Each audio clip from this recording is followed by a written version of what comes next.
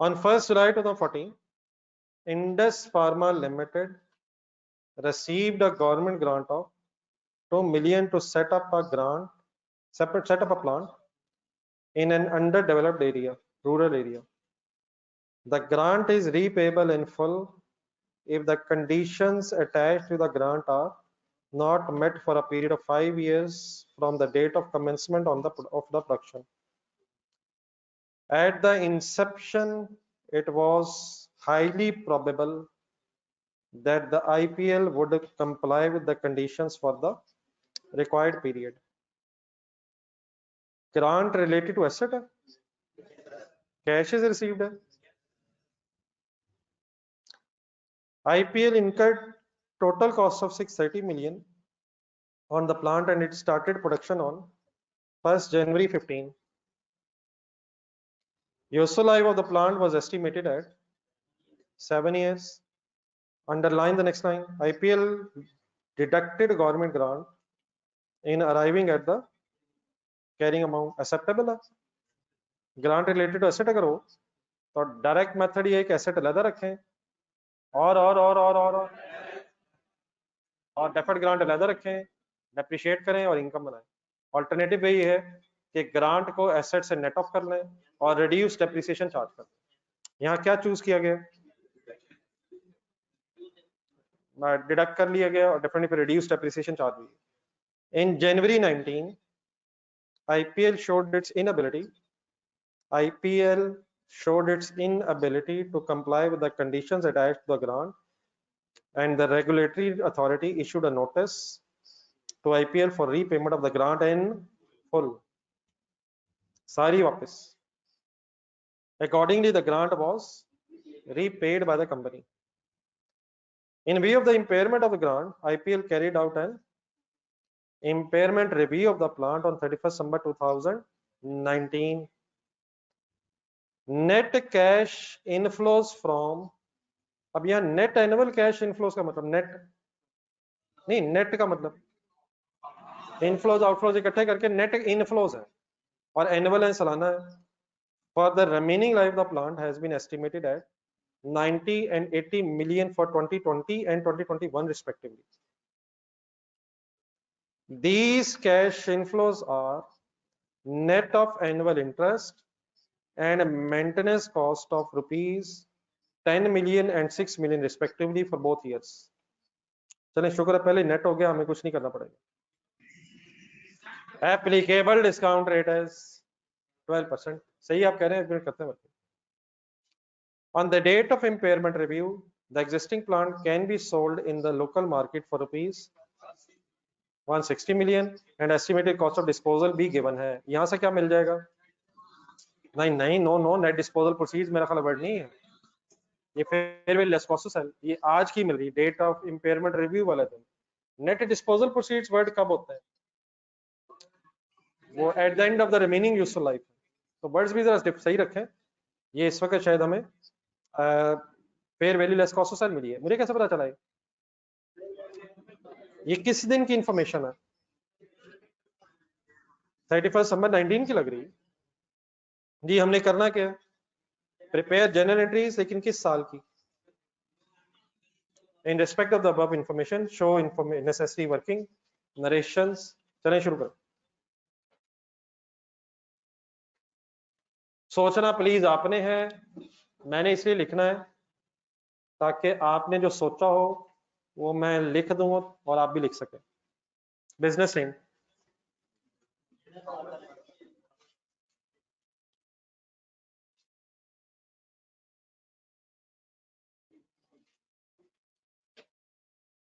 क्या करना चाह रहे हैं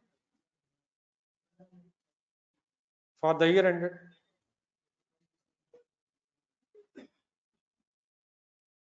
31 दिसंबर 2019.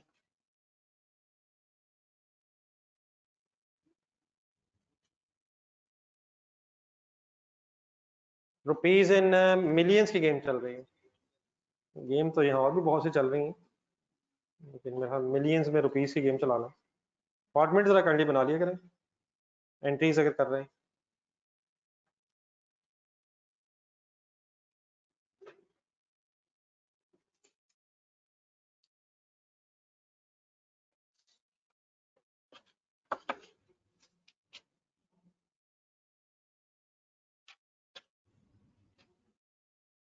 ये प्लीज करवाना आपने। बताएं फर्स्ट रेलिवेंट डेट। आपके पास पूरा 1 मिनट है, सोच के सही बताने की कोशिश करें। नहीं, जो भी बताना 1 मिनट बाद बताना, और बताऊंगा मैं कि 1 मिनट खत्म हो गया ही नहीं। ये मेरे वाला 1 मिनट जरा डिफरेंट होता है। ठहर जाओ बेटा, क्या हो गया यार, कमाल हो गई। ये कौन सा 1 मिनट है? 1 मिनट ठहर जाओ, 1 मिनट।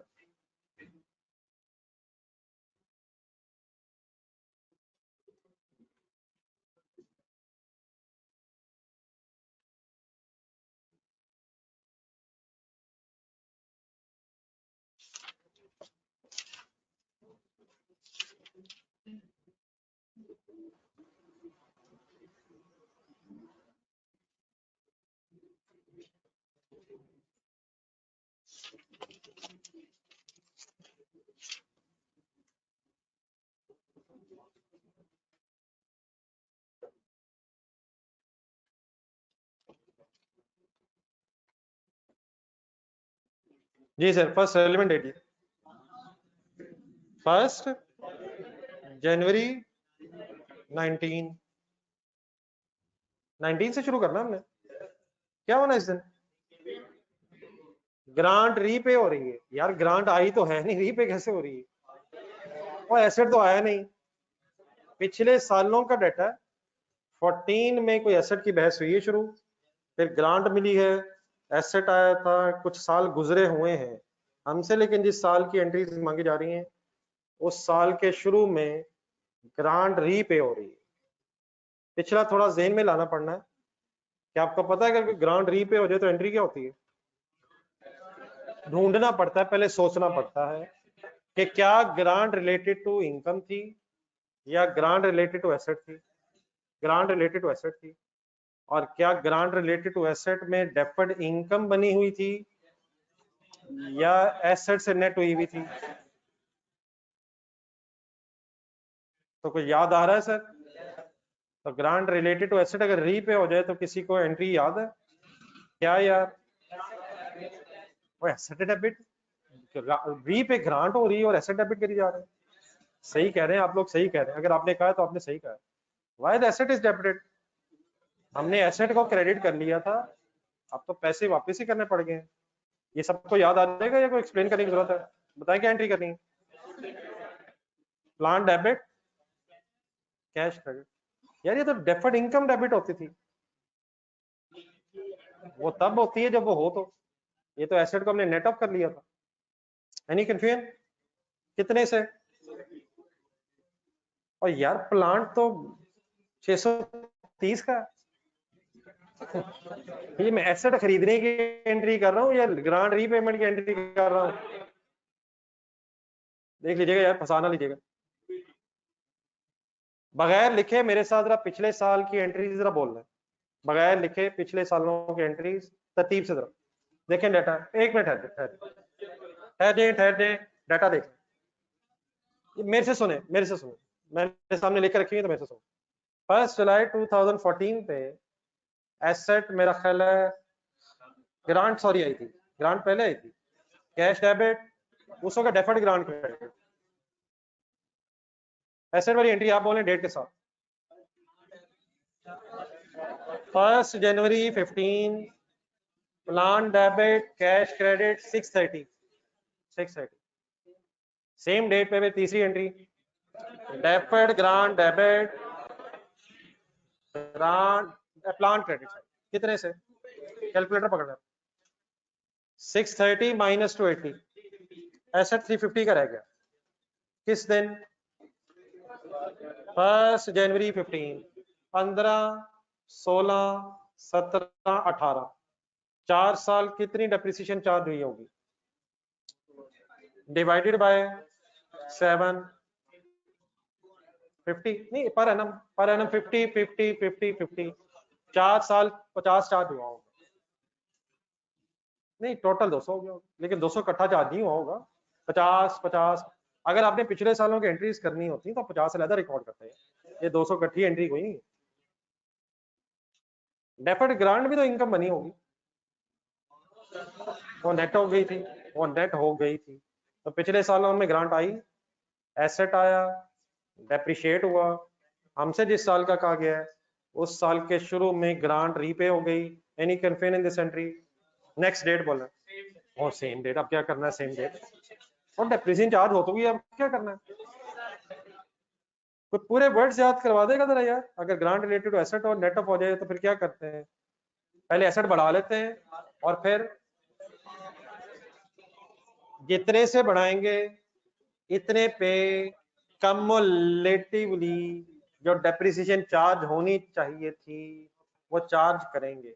ये मुझे लग रहा है कि मैं ज्यादा ही जज्बाती हो रहा हूँ, हमें क्या पता ये किस स्टैंडर्ड की बहस हो रही है। जरा मुझे भूल रहा है इसलिए मैं एक मिनट अगर रिवाइज कर लूँ आपके सामने। अल्हम्दुलिल्लाह सर, जो चाहिए था वही सीधा खुला सर, या अल्लाह खुल जाए मौला। ये मेरा ख्याल वॉल्यूम 1 अगर है तो आप भी देख लें, जिनके पास है वॉल्यूम 1 एक तरह रिवाइज करें। पेज नंबर 156 फ्लो चार्ट ही देखें। ये मुबीन ये ऑनलाइन स्टूडेंट आवाज का इशू तो नहीं?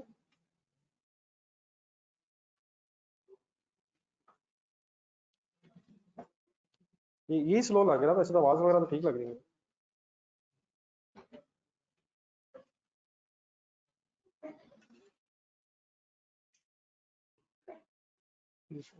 इसका इधर से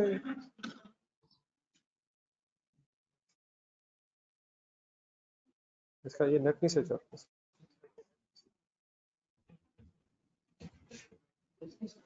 हाँ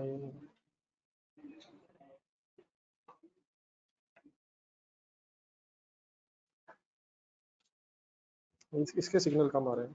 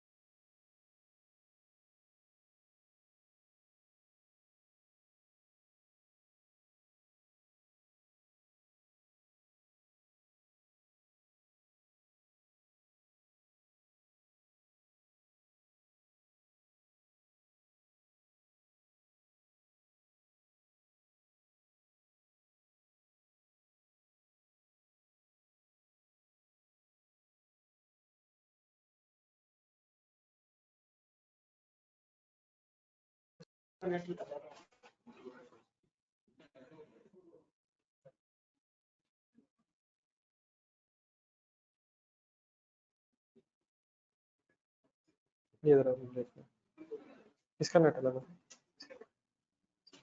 ये ट्रांसफर वाला ही ठीक है, वो नहीं हो रहा।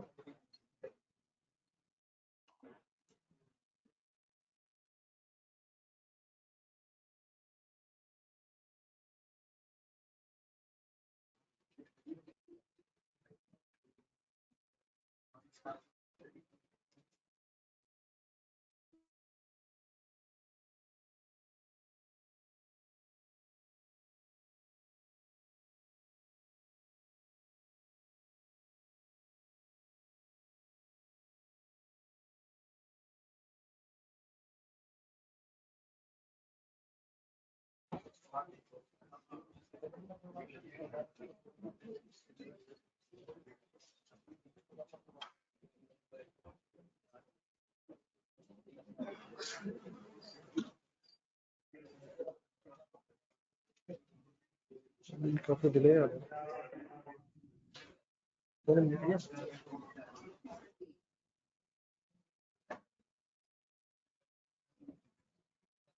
पहले से बेहतर लग रहा है। चलो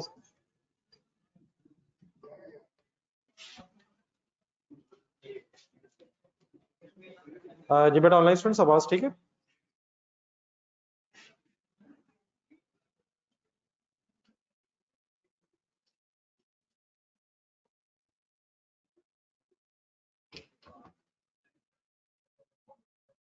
जी काइंडली आवाज अब इस वक्त ठीक है बेटा? प्लीज स्क्रीन प्रॉपर शेड है?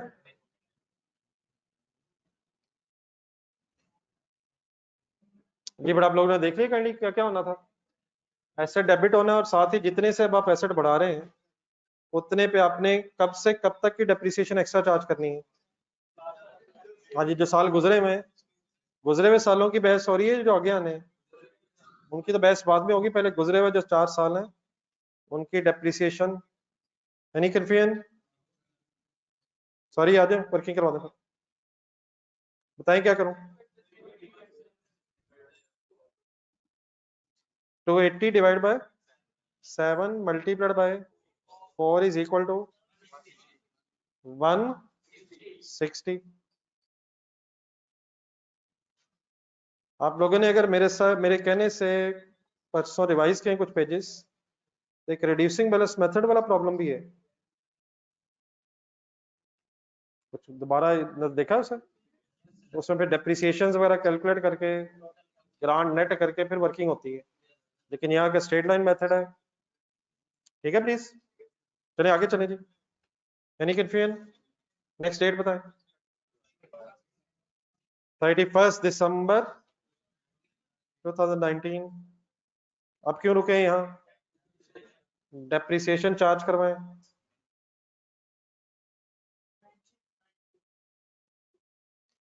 Depreciation debit accumulated depreciation credit by, कैसे वर्किंग करूं? अब दोबारा एसेट मेरा 630 पे आ गया, डिवाइडेड बाय 7। सोचें क्या ख्याल है, 280 पे डेप्रिशिएट करूं या 350 पे? 350 भी डेप्रिशिएट होना है, 280 भी डेप्रिशिएट होना है। एसेट 280 से बढ़ के कितना हो गया होगा? 630। Any confusion? रिमेनिंग लाइफ नहीं गिननी? रिमेनिंग लाइफ कब गिनते हैं? आंसर बता दें। वैसे अगर हम ब्रेकअप करना चाहें तो समझ सकते हैं, वैसे हम 90 में 50 पुराना है और 40 फर्दर भी डेप्रिशिएट होना है, लेकिन अब एसेट कंबाइन हो गया हुआ है, ग्रांट वापस हो गई, तो इसका मतलब हमें एसेट 630 ही का पड़ा है। दोबारा सेम डेट क्यों लिख दें? अब जरा वर्किंग करते हैं, फिर देखते हैं कि क्या कोई इम्पेयरमेंट की बहस तो नहीं है। 31 दिसंबर 2019 एंट्री के लिए जगह छोड़ दें, वर्किंग में आ जाए।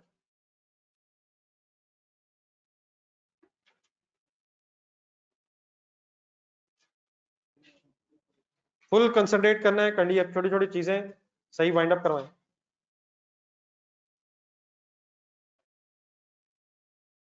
इम्पेयरमेंट रिव्यू हुआ है, तो impairment loss if any on 31 दिसंबर 2019। बंदा बदल गया है लेकिन गेम ऑन है। कैरिंग अमाउंट कैलकुलेट करवा दें। कैरिंग अमाउंट कैलकुलेट करें।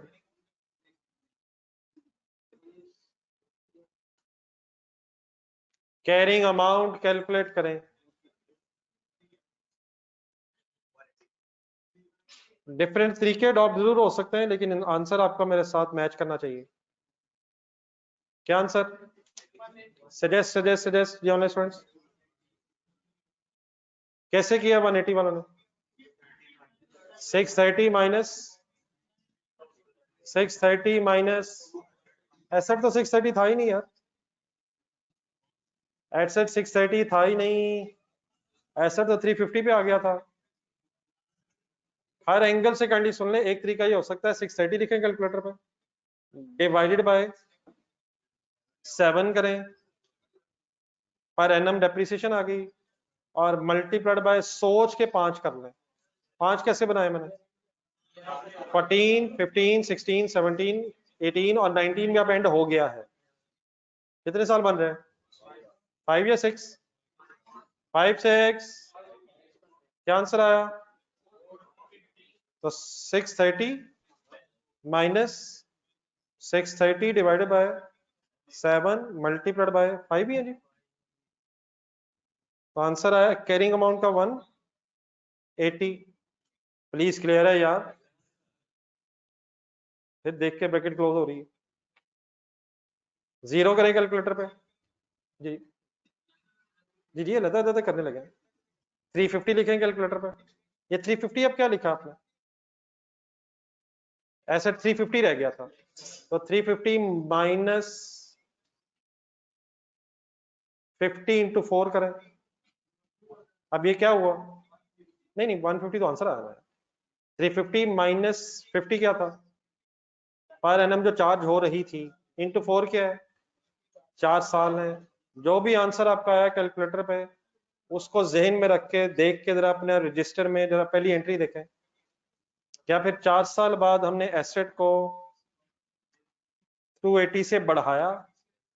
तो जो आंसर आपका है उसमें 280 ऐड हुआ लेस हुआ, और फिर ईयर एंड पे आके 90 माइनस हुआ। आंसर अल्हम्दुलिल्लाह आपका 160। तो 4 सालों की डेप्रिसिएशन 160 क्या कह रहे हैं आप? बल्कि सॉरी 160 भी माइनस हुआ, सॉरी। दोबारा कैलकुलेटर पे 0 दबाएंगे।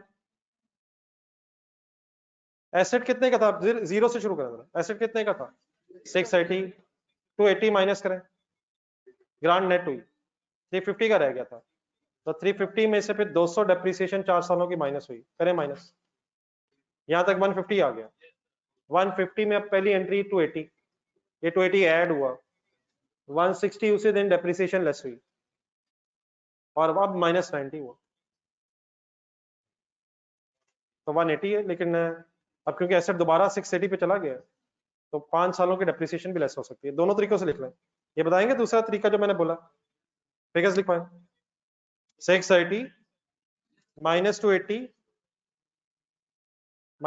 Is equal to 350 minus 350 divide by 7 into 4 plus, इकट्ठा लिख रहा हूं, आप सॉल्व करते जाएगा, प्लस कोई अगर हेल्प कर रहा मेरी, प्लस 280 माइनस 160 माइनस 90। नहीं इजी तो है लेकिन बहरहाल पता जरूर होना चाहिए दूसरा। अगर ये ग्रांट फुल रीपे ना होती तो फिर हो सकता है 630 यूज ना हो सके। तो आइडिया होना चाहिए। हमारी एंट्रीज के मुताबिक 630 पे रिकॉर्ड हुआ, 280 से लेस हुआ, 350 का हो गया था, फिर 4 साल डेप्रिशिएट हुआ, ईयर के स्टार्ट पे फिर 280 ऐड हुआ, 160 और उसमें से डेप्रिसिएशन लेस हुई, और फाइनली इस साल की भी 90 लेस हुई। ऑल्टरनेटिवली हो रहा है, लेकिन वो इसीलिए हो रहा है कि शायद ग्रांट फुल रीपे हुई है। जी 180 ओके? और सर जी 180 ओके यार, देख के लिखने के बाद भी तो नहीं बताते आप लोग। कैरिंग अमाउंट कब कंपेयर करवाएंगे, किससे करवाना? हेडिंग लिखें।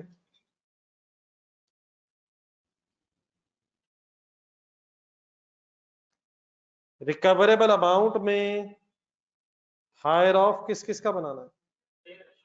ये बार बार आप बोल दें ताकि बात जहन में सेट हो जाए। Fair value less cost to sell and value use, लेकिन वैल्यू यूज की कैलकुलेशन से पहले fair value less cost to sell बनवा दें। ढूंढने डाटा, सिंपल फिगर्स हैं, गिवन है फिगर्स। 160 लास्ट पैराग्राफ में ओके, माइनस 5 155,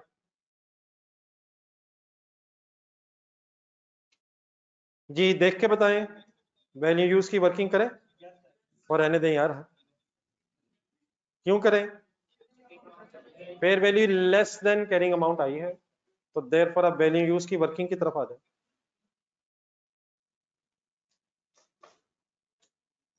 वैल्यू यूज की एक छोटी सी वर्किंग बनवा दो, एक और वर्किंग बनवा दो। Working two. ये बड़ा ऑनलाइन स्टूडेंट सब इकट्ठे हैं मेरे साथ? Any confusion online students? Any confusion anywhere? Why I am calculating value use? Because fair value less cost to sell is less than the carrying amount. अब value use will determine कि loss है, नहीं है, कितना है। ये इकट्ठे सारे? हाँ जी, अब value use का डाटा ढूंढना जरा जी, कुछ फिगर्स ढूंढने को गिवन है। नेट कैश इनफ्लोस गिवन है किस किस साल के? 90 और 80। अच्छा, वैसे अगर गौर से देखें ना तो रिमेनिंग लाइफ 2 साल ही रह गई है। कैसे? 7 में से 5 गुजरे में, तो अगले 2 ही रहते हैं। फ्यूचर के 2 रेलिवेंट ईयर्स की वर्किंग होने लगी है। तो मेरा तो ख्याल है 90 और 60 अब गिवन है, 90 और सॉरी 80 गिवन है। तो अब इसमें क्या प्रॉब्लम है? रेट गिवन है, इसकी बस प्रेजेंट वैल्यू लेना है। क्या इसमें कोई गलती तो नहीं है? पढ़े जरा गलती वाली line. These cash inflows are net off, किस पे इतराज है किस पे नहीं है? मेंटेनेंस कॉस्ट के नेट ऑफ होने पे इतराज तो होपफुली नहीं है। इंटरेस्ट डबल हो जाएगा अगर नेट भी हुआ है और बाद में प्रेजेंट वैल्यू भी लेंगे। तो क्या हुआ हुआ इस वक्त? इंटरेस्ट नेट ऑफ का क्या मतलब हुआ? क्या 90 और 80 में ये इंटरेस्ट नेट ऑफ हुआ हुआ है? दोनों में हुआ हुआ है या किसी एक में हुआ हुआ है? कैसे लिखा हुआ है? 10 की बहस है या 6 की बहस है? रिस्पेक्टिवली 10 की बहस है और दोनों सालों में है। तो जरा एक सेकंड अगर वर्किंग करवा दें छोटी सी जरा। कौन से ईयर्स रेलिवेंट है? 21-22 या 20-21? 20-21। गिवन नेट कैश फ्लोज क्या है?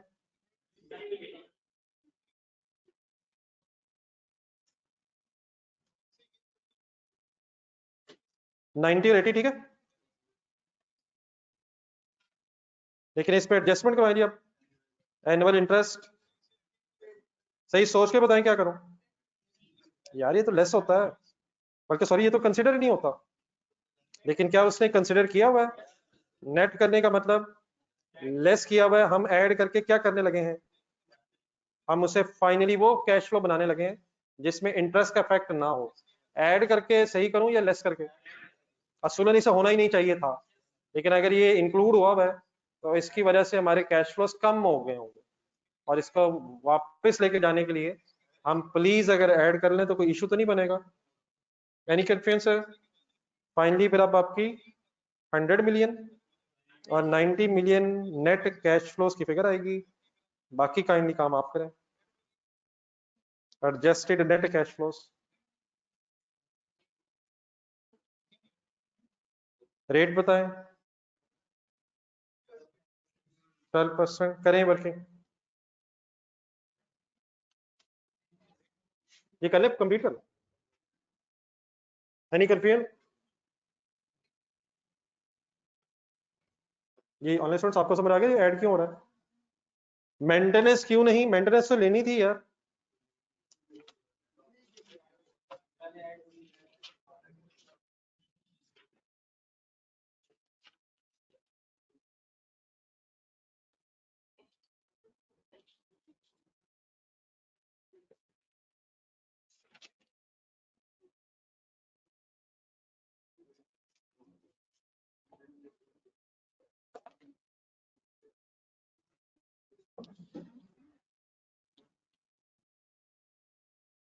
Any confusion sir? Any confusion? Clear है सारे जी?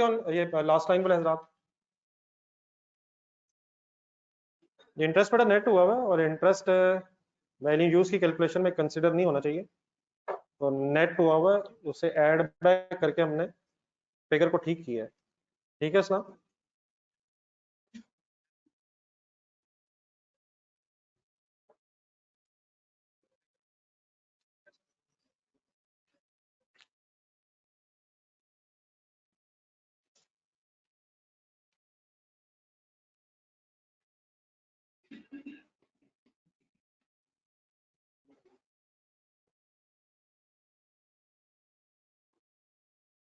जी सर, फिगर्स आपने बतानी। 89.29, 71.75, total value use 160, 161.04। जी फाइनल करें, करें ले जाए ले जाए, फाइनल करें। अगर इम्पेयरमेंट लॉस है तो एंट्री भी बनाए। कॉस्ट मॉडल पे एसेट है या रिवैल्यूएशन मॉडल पे? तो सरप्लस तो नहीं पड़ा?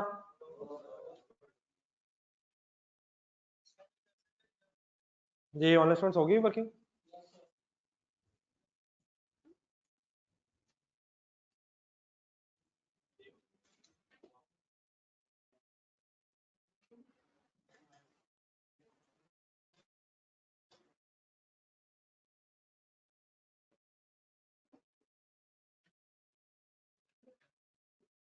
ओके है सर, प्लीज ओके है सर, यूज करें सर फिगर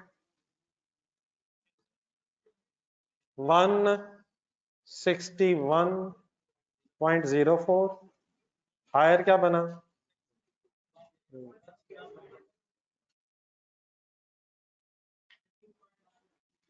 जी कैरिंग अमाउंट में डिफरेंस है 18.96।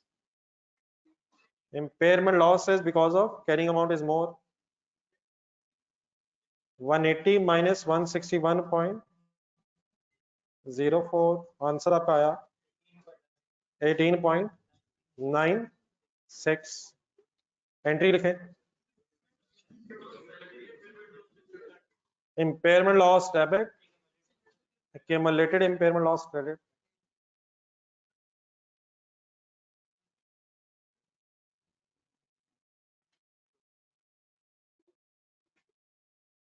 $18.96। प्लीज आई होप कि आप खामोशी से देख के नहीं लिखी जा रहे। जिन्होंने क्वेश्चन कर लिया है पेज नंबर 193 ढूंढे। Any confusion? Last lines okay हैं सारे? जी online students please, sorry for asking a question.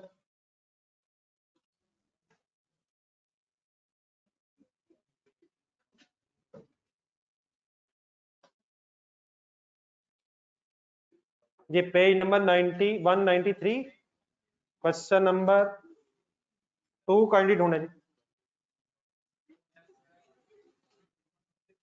Page number 193 question number 2 kindly पढ़ना शुरू करें। मैं 1 मिनट खोल लूं आपके सामने।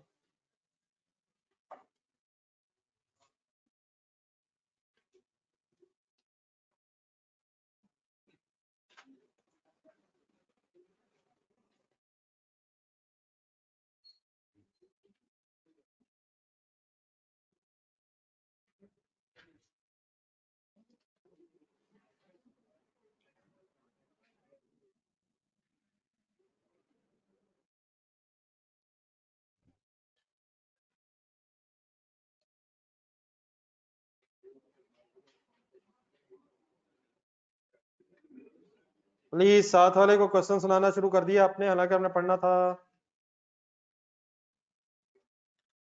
जी बेटा ऑनलाइन शुरू करें।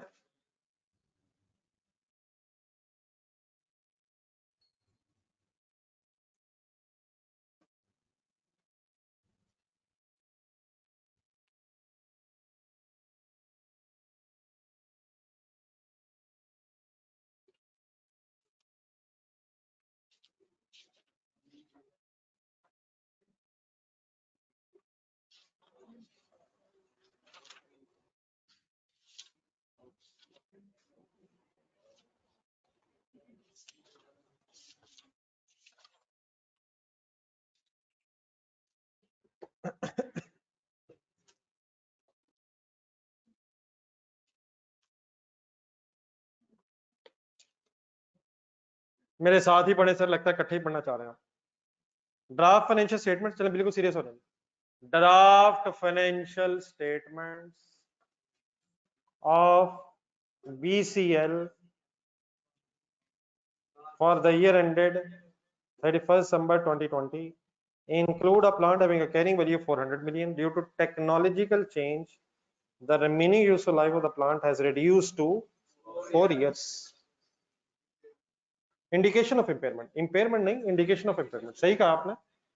Technological change is an indication of impairment. ठीक है, जज़ाकल्लाह.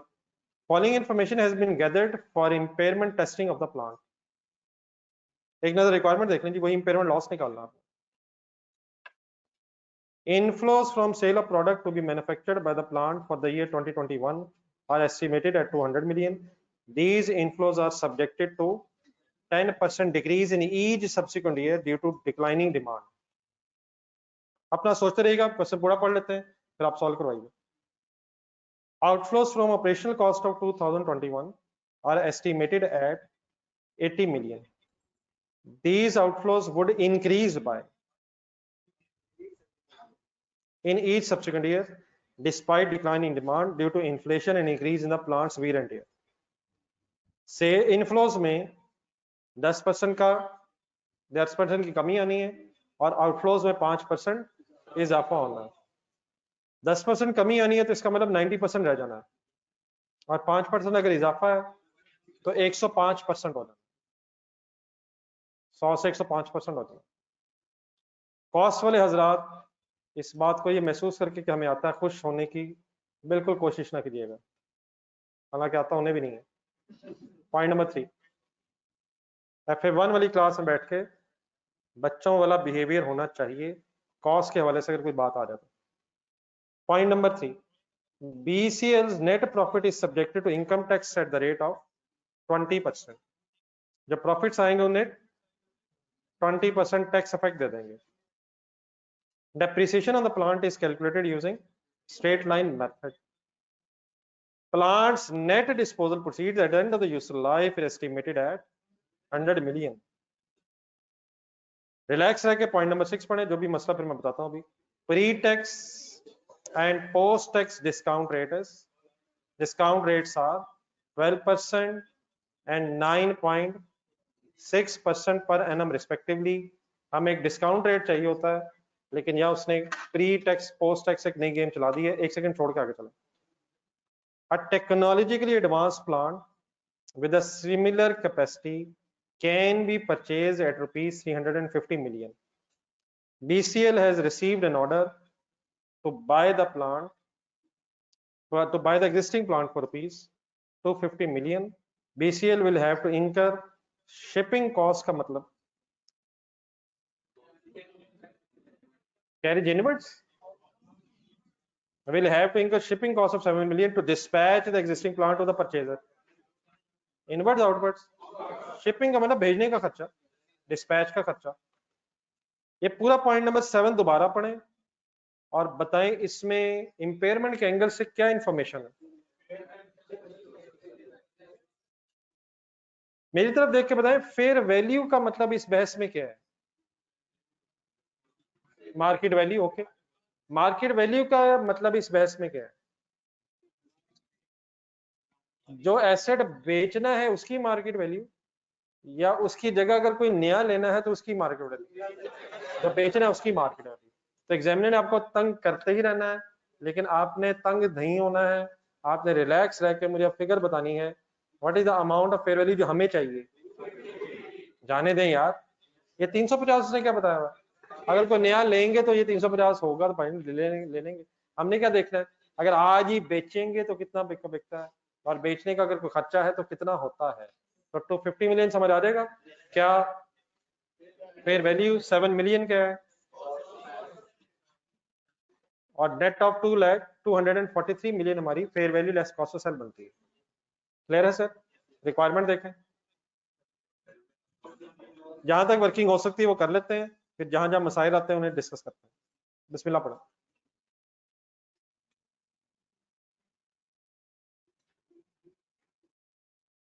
जब भी बिजनेस नेम पढ़ने मुश्किल हो जाए तो खामोशी से उन्हें देख के लिखें.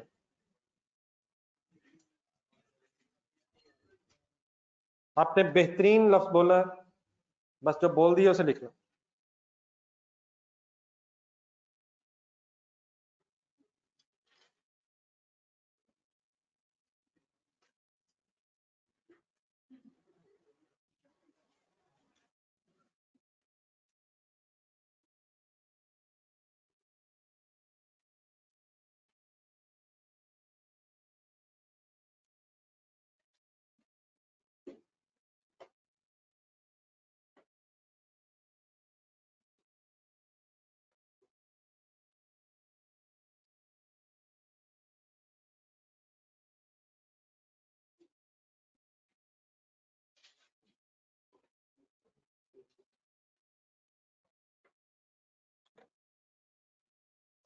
जी इकट्ठे होनी रुपीज में मिलियंस तक।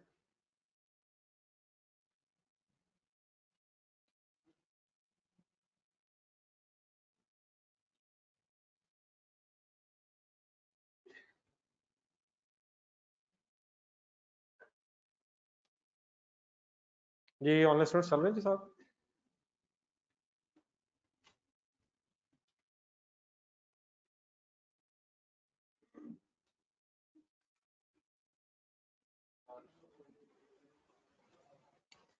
जी सर जी सबसे पहले क्या ढूंढ दें यार, ढूंढ दें। 400 रुपीज इन मिलियंस में गेम शुरू हुई। 400 कहाँ गिवन है क्वेश्चन में, कहाँ गिवन है? Second line first paragraph. Compare करवाना शुरू करें, किससे करना है?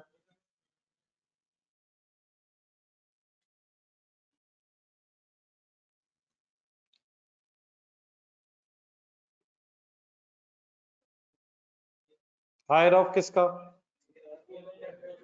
Fair value less cost sell, खामोशी से इंडिविजुअली लिख लें।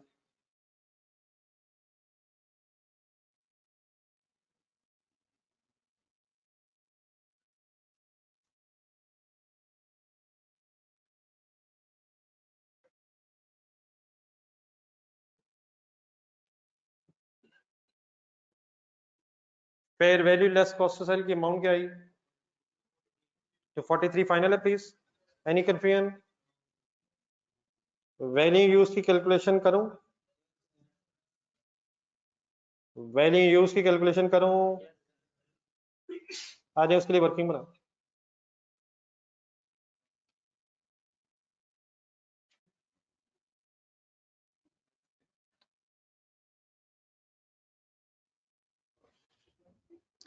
अब एक नजर डाटा सारा पढ़ने करवाना है आप लोगों ने।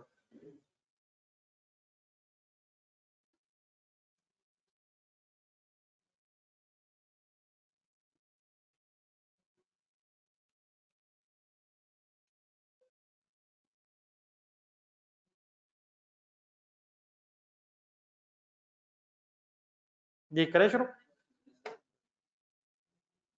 कितने साल बनाऊं?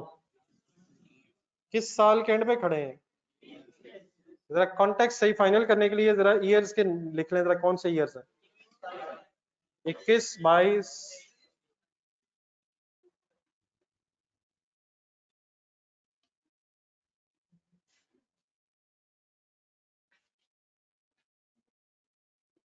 ओके सर, हेल्प करें। नेक्स्ट क्या करूं? इनफ्लोस की वर्किंग काइंडली कैलकुलेटर पकड़ के कंप्लीट कर लें 4 सालों की।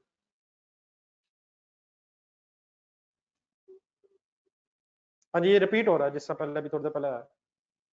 200 2021 का गिवन है, और उसके बाद 10% डिक्रीज है, 90% होता रहेगा। 180, 162, 145.8। प्लीज सब कर रहे हैं, कैलकुलेटर बगैर ही कर लेते हैं आप लोग। सामने पड़ा था यूज फिर भी नहीं करते। ये ऑनलाइन स्टूडेंट्स कर रहे हैं प्लीज। ये ऑनलाइन स्टूडेंट्स नेक्स्ट बताएं कोई लेनी की चीज। कौन सा?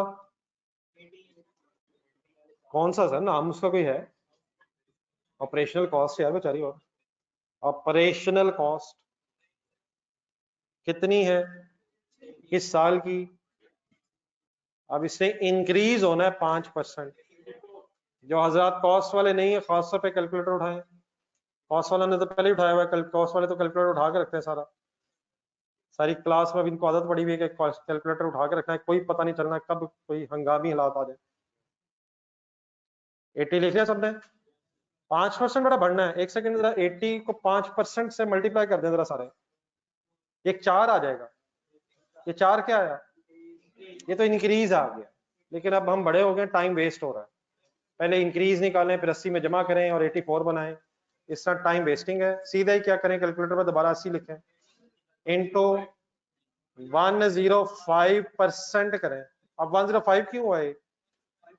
5% इजाफा है, तो 100 से 105 पे चले गए। आ जाएगा 84। करते जाएं। 88.2 92.61। ये बड़ा प्लीज कोई इशू तो नहीं है? Any issue please? Any question anywhere please?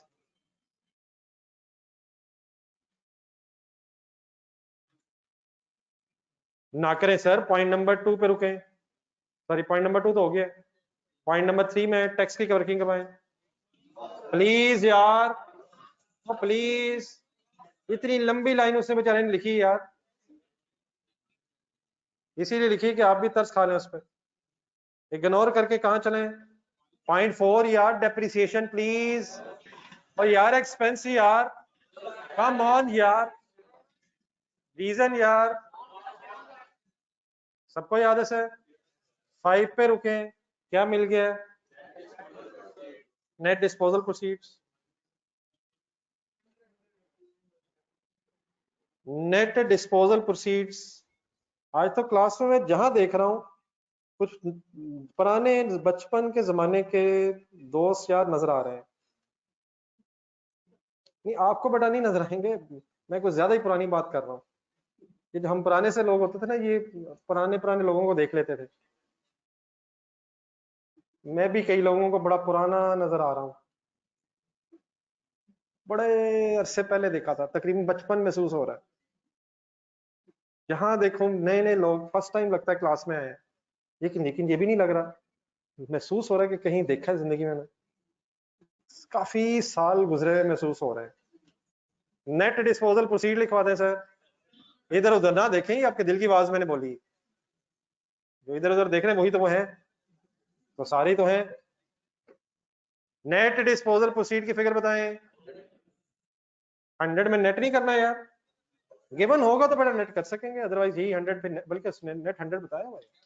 Sorry यार, आगे बढ़े सर। पॉइंट नंबर 6 का मसला मेरे लिए है। 7 बताएं, 7 कहां हो गया है? सब कुछ पता होना चाहिए, कौन सी फिगर ली है, कौन सी क्यों नहीं ली है, और कौन सी कहां ले ली है। Any other thing to be included in this working? क्या निकाल लें? नेट कैश फ्लो तो निकालें, बाकी इंशाल्लाह भी देखते हैं। Net cash flow 120, 96, 73.8, 153.19। Please be serious.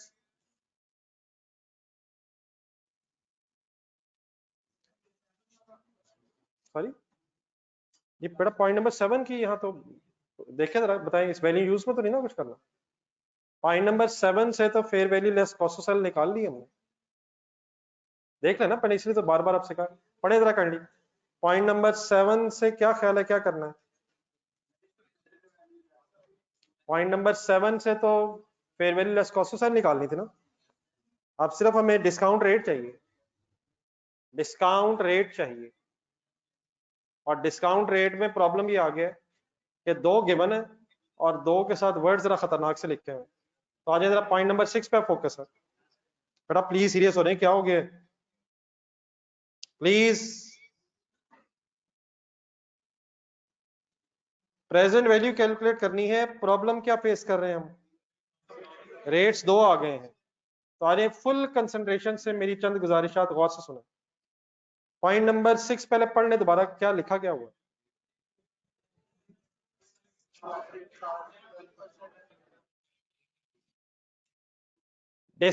Discount rate word से कोई problem? Discount rate, interest rate, जिसके बेस पे प्रेजेंट वैल्यू लेनी है हमने। अब जो वर्ड्स लिखे हुए कैंडी, पहले उनको सिंपल ट्रांसलेट कर लेते। Pre tax and post tax, tax से पहले और टैक्स के बाद। सारी बहस है क्या, वो इंशाल्लाह मैं अभी बता देता हूं। पहले आप कैलकुलेटर पे लिखें 12।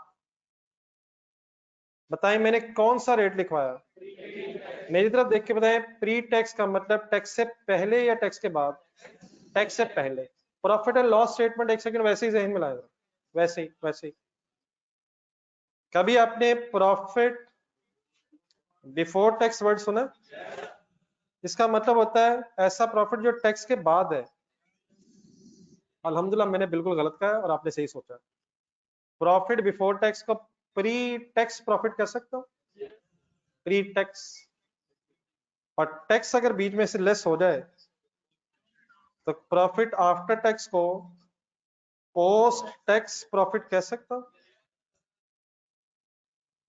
प्री टैक्स का मतलब टैक्स से पहले और पोस्ट टैक्स का मतलब टैक्स के बाद।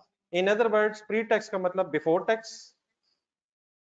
एंड पोस्ट टैक्स का मतलब आफ्टर टैक्स। लेकिन अपने ये प्रॉफिट्स नहीं दिए हुए 12 और 9.6, ये टैक्स रेट्स दिए हुए, सॉरी डिस्काउंट रेट्स दिए हुए। Discount rate before tax 12% and discount rate after tax 9.6%। Calculator में मैंने आपको 12 लिखवाया था, क्या लिखवाया था मैंने? नहीं 12 क्या लिखवाया था? Pre tax means before tax discount rate लिखवाया था आपको मैंने। एक दो लाइनें ऊपर जाए, एक टैक्स रेट गिवन है, 12 को जरा 10% से मल्टीप्लाई करें, सॉरी 10%, 20%। टैक्स रेट कितना है जी? टैक्स रेट प्लीज कितना है? तो 12 को जरा 20% से मल्टीप्लाई करें।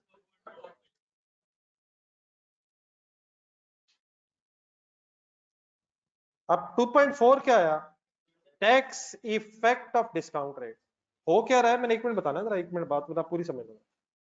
और 12 को अगर 2.4 से लेस करूं मैं, 12 क्या था? 12 क्या था? Pre tax before tax. 2.4 क्या निकाला आपने? टैक्स इफेक्ट 20% लगा के माइनस करें। 9.6 क्या आया? Post tax. पोस्ट टैक्स क्या मतलब? पोस्ट टैक्स टैक्स के बाद, अगर टैक्स रेट 20% है तो टैक्स के बाद यही होना चाहिए था 9.6। इन अदर वर्ड्स अगर ये गिवन ना भी होता 9.6 तो क्या 12 और 20% को देख के हम 9.6 तक पहुंच सकते थे? सर जी पहुंच सकते थे सर। प्री टैक्स को पोस्ट टैक्स बना सकते हैं और वाइस वर्सा। फुल कंसंट्रेशन सुने जरा। अगर पोस्ट टैक्स दिया हो और टैक्स रेट दिया हो तो प्री टैक्स बना सकते हैं। क्या बोला मैंने? सेंटेंस बोला मेरा। पोस्ट टैक्स दिया हो, प्री टैक्स बनाना हो और टैक्स रेट मिल जाए तो क्या पोस्ट टैक्स से प्री टैक्स तक आ सकते हैं? कैलकुलेटर पे लिखें 9.6 डिवाइडेड बाय किधर हो गया सर? 20% मल्टीप्लाई कर दें।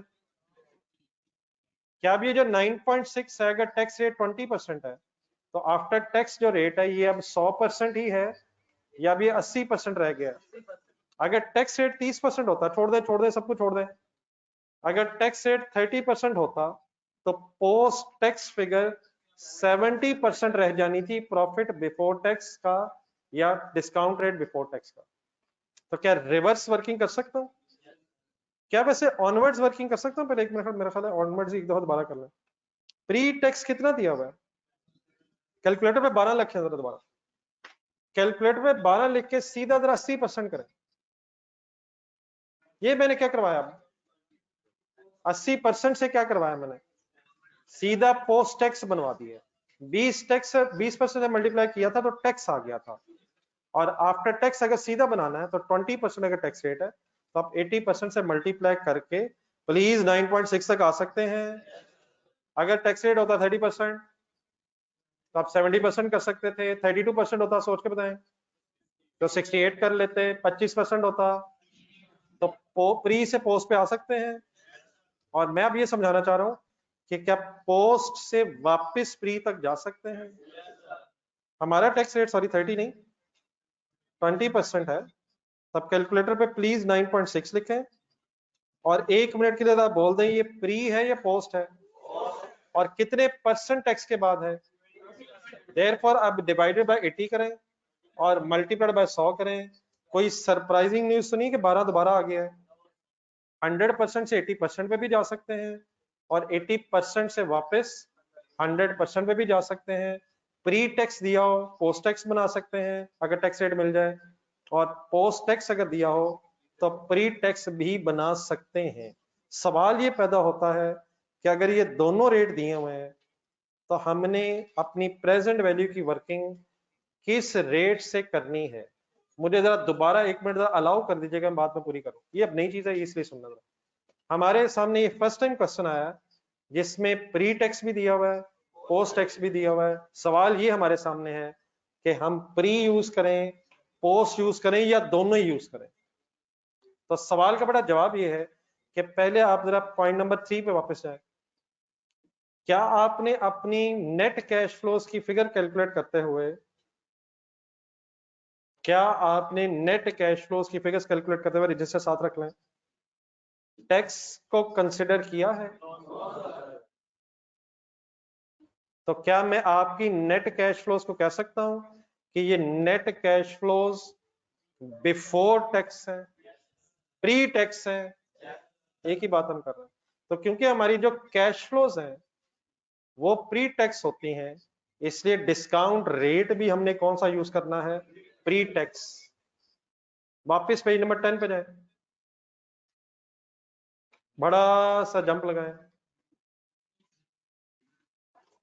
पेज नंबर 10 पे, जहां आप वो पढ़ रहे थे cash flows to be excluded, उसमें जरा टैक्स वाली लाइन ढूंढें, उसके साथ एक ब्रैकेट बनी हुई है जिसके साथ मैंने कल एक क्वेश्चन मार्क लगवाया था। डिस्काउंट रेट कौन सा लेना है? प्री टैक्स लेना है या पोस्ट टैक्स? टैक्स को हमने इसलिए नहीं लेना है क्योंकि डिस्काउंट रेट हमारा प्री टैक्स कंसिडर होना है। इन अदर वर्ड्स, क्योंकि हमने टैक्स को पेमेंट्स में कंसिडर नहीं करना और हमारी कैश फ्लोस प्री टैक्स होंगी, देयरफॉर डिस्काउंट रेट भी हमारा प्री टैक्स ही यूज होगा। It means in other words, अगर कौन सा रेट दिया हो, वापस आ जाए, पढ़ लिया प्लीज। वहां एक क्वेश्चन मार्क भी लगा हुआ था, लेकिन मेरा ख्याल है वो क्वेश्चन मार्क हट सकता है। क्वेश्चन मार्क हट के मुझे बता दें क्या फाइनल हुआ है। टैक्स कंसिडर नहीं करना और टैक्स रेट में, और सॉरी डिस्काउंट रेट हमें प्री टैक्स चाहिए। अगर प्री और पोस्ट दोनों दिए हो तो कौन सा सिलेक्ट कर लेंगे? लेकिन मेरी बात 1 मिनट पूरी होने दें। और अगर बेटा पोस्ट टैक्स दिया हो, हमें प्री चाहिए पोस्ट चाहिए? 3 दफा बोल दे जरा। हमें प्री चाहिए, प्री चाहिए, प्री चाहिए। हम टैक्स को कंसिडर नहीं करेंगे वैल्यू यूज की वर्किंग में। अगर हमें प्री चाहिए और मिल जाए पोस्ट और टैक्स रेट मिल जाए, तो फिर हमें रिवर्स वर्किंग का तरीका पता होना चाहिए। यहां तो एग्जामिनर ने दोनों बता दिए हैं, हम डेफिनेटली 12 उठा लेंगे। लेकिन अगर ये पोस्ट बताया होता और टैक्स रेट पता होता, तो फिर हम प्री खुद से बनाने का तरीका जरा रिवाइज कर लें। मुझे जरा बता दें आपने कैसे किया था। 9.6 डिवाइड बाय, क्या ये हमेशा डिवाइड बाय 80 होगा? क्या ये हमेशा मल्टीप्लाई बाय 100 होगा? यस, 100 से तो मल्टीप्लाई होगा। डिवाइड बाय 80 की जगह 70 कब होगा? जब टैक्स रेट 30% होगा। 32% अगर हुआ 68 होगा, वगैरह वगैरह होगा। ये छोटी सी वर्किंग जो आपने मुझे अभी करवाई है, ये अपने पास जरा कहीं इस पेज के साथ ही नोट कर लें, थोड़ी सी जगह बना लें पेज के एंड पे। लेकिन 1 मिनट में प्रॉफिट बिफोर टैक्स की जगह सही वर्ड कर लो। Discount rate, discount rate before tax and discount rate after tax. ये मैंने प्रॉफिट वर्ड इसलिए लिखे थे ताकि उसी कॉन्सेप्ट से आपको बात समझा सकें। ठीक है प्लीज, तो इसको जरा नोट कर लें। अगर प्री बनाना हो, सॉरी, हाँ ठीक है, प्री पोस्ट गिवन हो, प्री बनाना हो तो एक रिवर्स वर्किंग है। वैसे पिछले पेज पे भी जगह अगर वहां लिखना चाहें, लेकिन इधर ही लिखें। जब भी कभी दोबारा नजर पड़े तो एक दफा रिवाइज हो जाना चाहिए। Calculation of pre tax rate if post tax is available.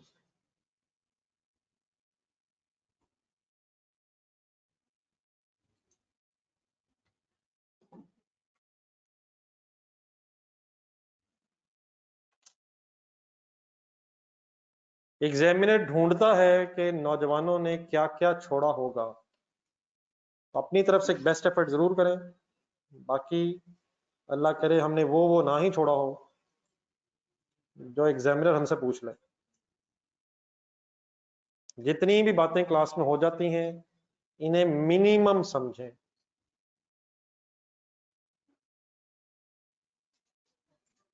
Maximum अगर आप हुक्म करते हैं तभी बता देता हूं। मैक्सिमम ये है कि नमाज और खाना अगर खाना है तो खा लें और वापस आ जाएं। नमाज से असर की इंशाल्लाह दोबारा ब्रेक करेंगे, 1 घंटा वॉक करेंगे, फिर इंशाल्लाह आधा घंटा पढ़ के मगरिब की ब्रेक करेंगे, उसके बाद फिर आ जाएंगे, फिर आप अकेले होंगे क्योंकि बाकी सब्जेक्ट्स पढ़ने हैं ना आपने, फिर इंशाल्लाह मैं सुबह दोबारा आ जाऊंगा। तो मैक्सिमम हमारे लिए अचीवेबल नहीं है। हाँ लेकिन थोड़ा सा मैक्सिमम हमने बनाना है, वो आपको याद होगा मैंने पिछले फ्राइडे को बात की थी। तो ये जो नहीं आए, जो सैटरडे को की थी, जो नहीं आए थे इन्हें इंशाल्लाह बताना मैंने कल, तो इन्हें जरा सस्पेंस रहने, पता तो इन्हें भी चल गया, खतरा इन्हें भी है। तो थोड़ा सा मैक्सिमम तो मैंने करना है, लेकिन फुल मैक्सिमम पॉसिबल नहीं है। अगर आप अलाउ करते हैं तो आज से जरा शुरू कर लें सर जी, 1 महीना मैक्सिमम समझ के कर लें, समझ के नहीं अप्लाई करके, सॉरी समझता तो मैं बड़े अफसर से हुआ। हमारे तमाम इंसानी हकूक कल के बाद खत्म है। कल कौन सी तारीख है? बस 28 जून जैसे ही आती है और पेपर वाले दिन तक अब इंसानी हकूक मुअत्तल नहीं है, सस्पेंडेड नहीं है, कंप्लीटली एलिमिनेटेड है। और इंशाल्लाह इनका बहाल होने का भी कोई चांस सितंबर से पहले कोई नहीं है। FA1 का पेपर अल्हम्दुलिल्लाह वैसे भी एंड में होता है, लेट तक ये मुअत्तल नहीं, खत्म है। बाद में आप देख लीजिएगा, अगर बहाल करने तो आपकी मर्जी है, लेकिन फिलहाल ये बहस खत्म कर दें। हम थके हुए हैं, हम पढ़ नहीं रहे हैं, हमारा दिल नहीं कर रहा है, ये अंडरस्टूड बातें हैं, करवाना ही पड़ता है। जी सर आके मेरे वर्किंग वाइंड अप करवा दें। 12 लेना है, 9.6 लेना है, प्री होगा तो पोस्ट निकाल लेंगे, पोस्ट होगा तो प्री। अच्छा अगर प्री गिवन होता और रेट होता तो इंजॉय नहीं करना, प्री को एज इट इज उठा लेना, इंजॉयमेंट नहीं शुरू हो जानी, pre as it is use करना। मीन्स उसे प्री से पोस्ट बनाने की हमें कोई जरूरत नहीं है। और अच्छा फाइनल चीज, अगर वो रेट के साथ बताए ना ये प्री है पोस्ट है, तो हम क्या अज्यूम करके बहस करते जा रहे हैं? हमने बहुत सी क्वेश्चंस किए हैं, अगर रेट नहीं बताया हुआ तो प्री ही होगा, और हमने उसे यूज कर लिया। आई होप कि everything is clear now. Wind up करें जाके, बताएं कौन सा रेट लगाऊं, लिखें जी, बाकी फिगर्स फाइनल करें। ये अनाउंसमेंट से क्लियर हो गया?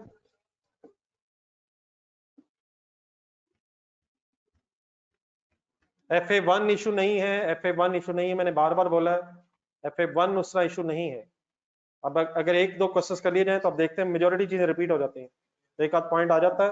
FA1 इशू नहीं है, लेकिन आपने वो भी बना लिया है, और वो भी खतरनाक हद तक खतरनाक बना लिया है। ये ऑनलाइन स्टूडेंट्स ओके प्लीज? जी मुझे फिगर्स लिखवानी थी आप, तो लास्ट लाइन में से लिखवा दे, पार्टिसिपेशन हो जाएगी। Anybody last line? मैं ही समझता हूँ, मेरे ख्याल आप मुझे कह रहे हैं। 107.2 1 बता दें क्या है? 107 14 बोलते रहे, 53 सॉरी 52.97.36 टोटल। ये काइंडली सब सॉल्व किया करें बेटा, ये एग्जाम में बना ये भी याद नहीं आता आइकन कौन सा दबाना है। अगर जिंदगी में पहले कभी दबाए होंगे तभी याद आना ये भी, वरना साथ वाले से पूछेंगे और साथ वाले ने कह देना मेरे पास टाइम नहीं है। आंसर 333.56, काट के 5 वाले 6 ना कर लीजिएगा, 333.56।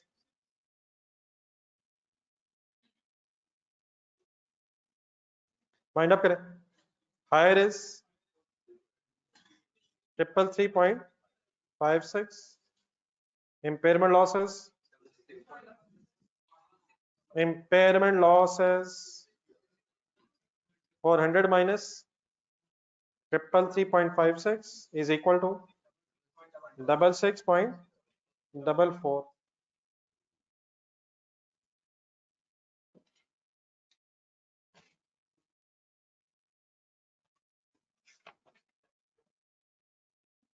जो लोग करते रहे पेज नंबर 70 पे आ रहे,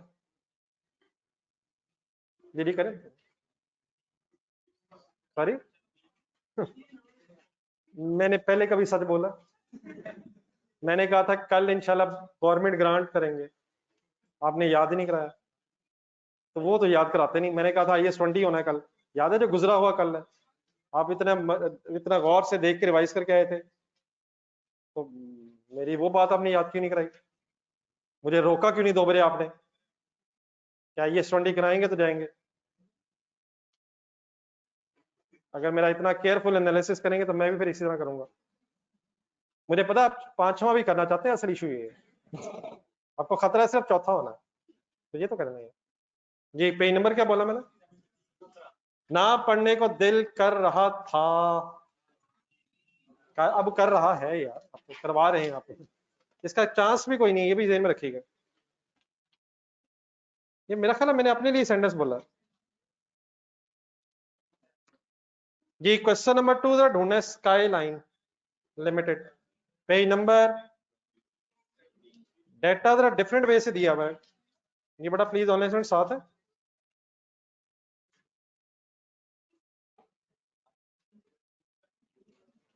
बेटा प्लीज ऑनलाइन स्टूडेंट को साथ है।